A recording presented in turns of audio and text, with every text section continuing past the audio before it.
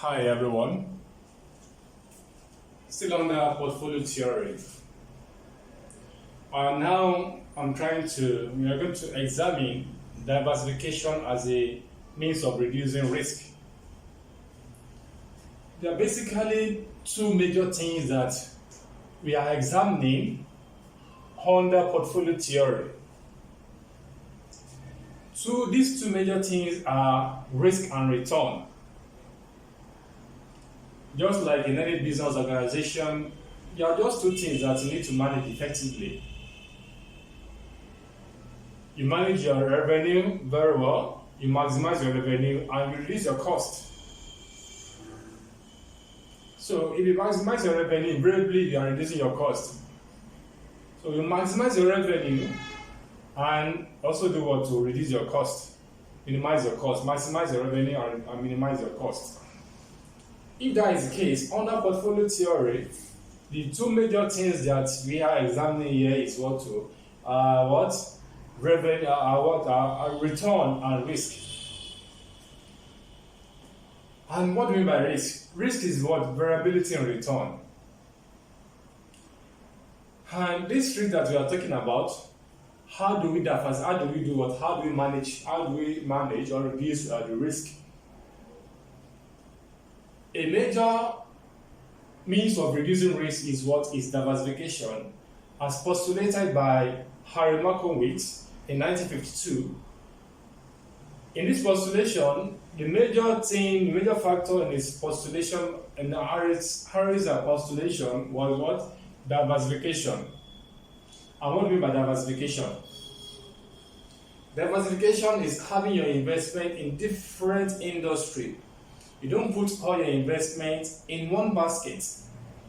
Just like a layman say, you should not put all your eggs in a basket.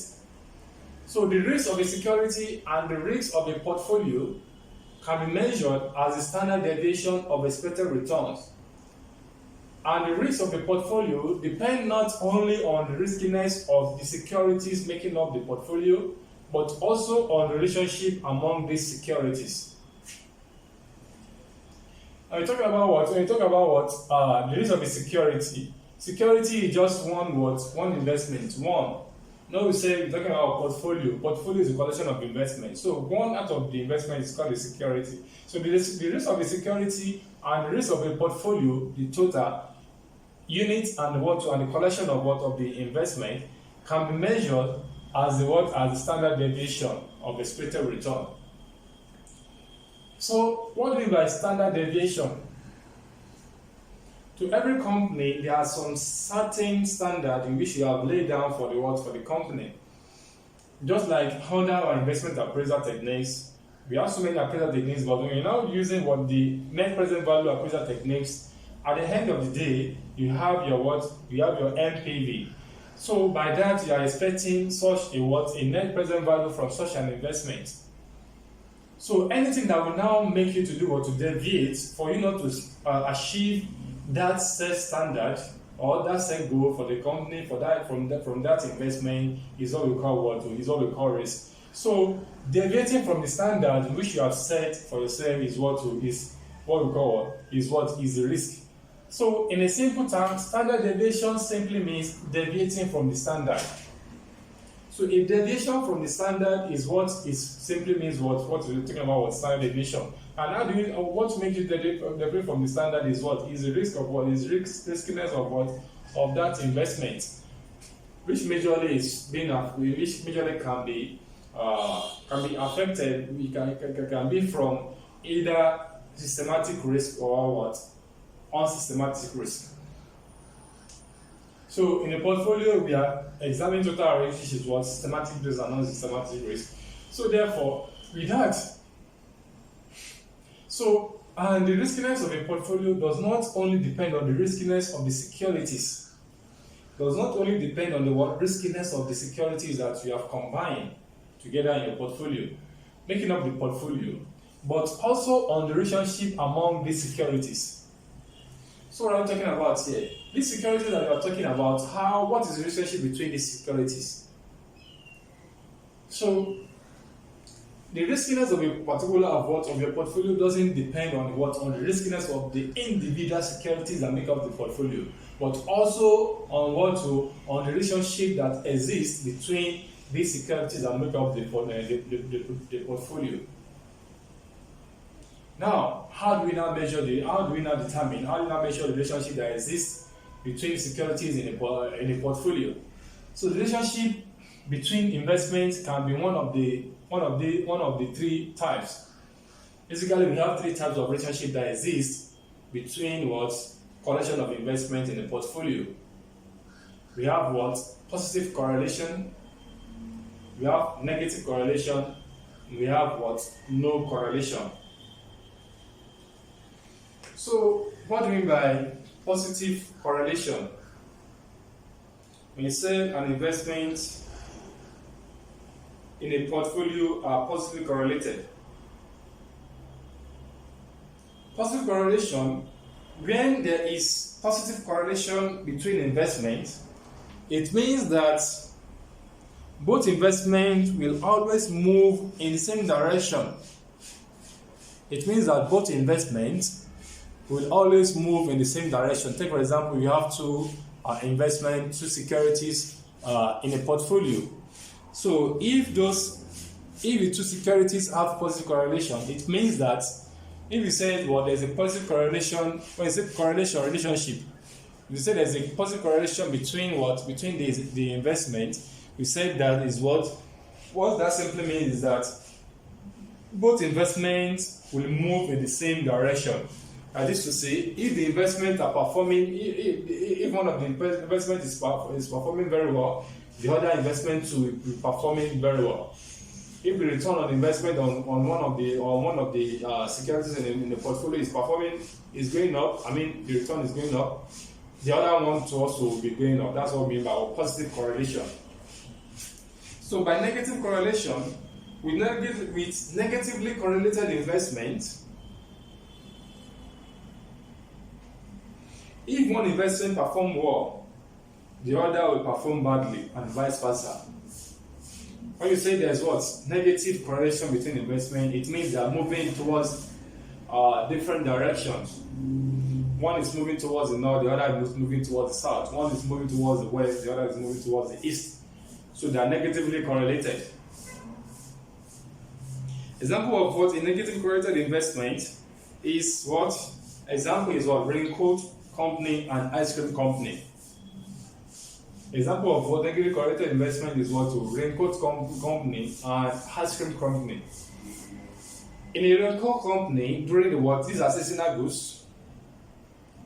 A raincoat company during rainy season will perform very well. Why that of the ice cream company during rainy season will not perform? Because the weather will be so chill, so cold, so that people will not be thirsty for anything cold. They will either go for something hot. So, in a negatively correlated investment, they are moving towards the different direction. Why no correlation? If they say there is no correlation between investment, it means that the return in two companies are completely unrelated. The return in the two companies are completely unrelated. They are independent. That is, the performance of one investment will be independent on how the other performs. So such investment they are independent of each other. They are not dependent on one another. E.g., if you hold investment in a mining company and in a leisure, take for example leisure hotel company, it is likely that there would be no relationship between the profit and return from each mining and a leisure company. So there's no correlation between the two investments. So in such a situation, we say there's no correlation between the investments. So what is now the degree? How do we now measure in terms of quantification of this correlation that you are talking about?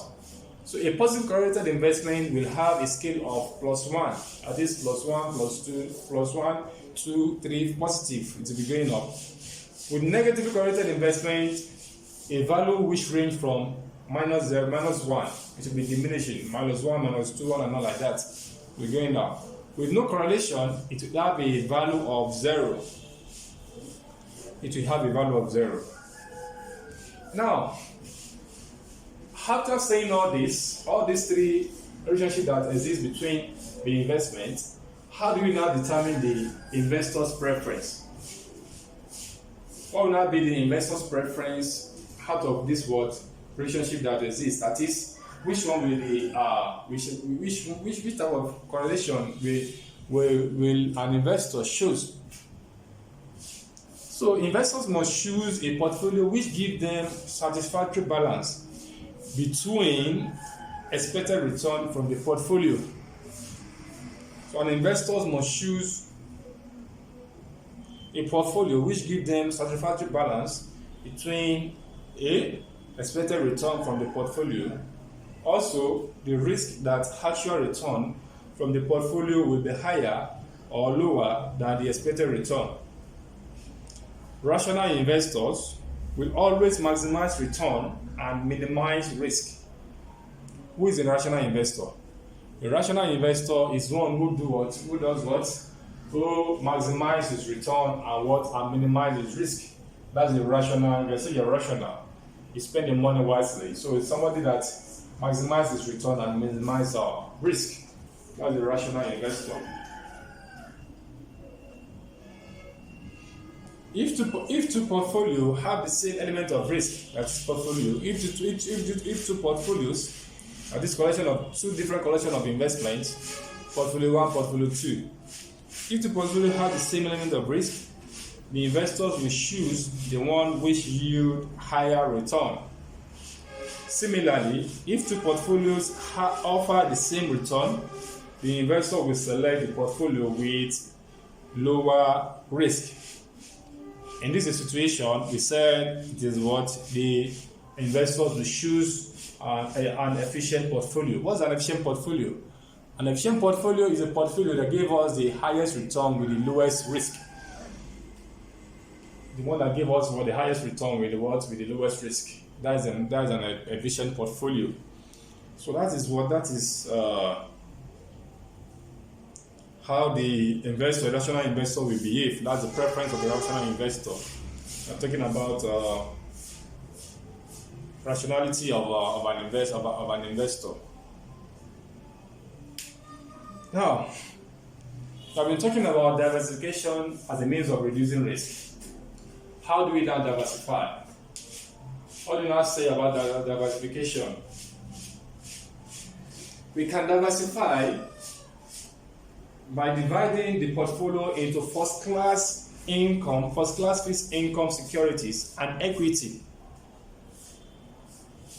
We can diversify the investment into fixed income and fixed income security and equity. So by diversifying, it tends to do what in the portfolio. You need to do what to have short-term investment and long-term investment in the portfolio that you're managing, that you hold.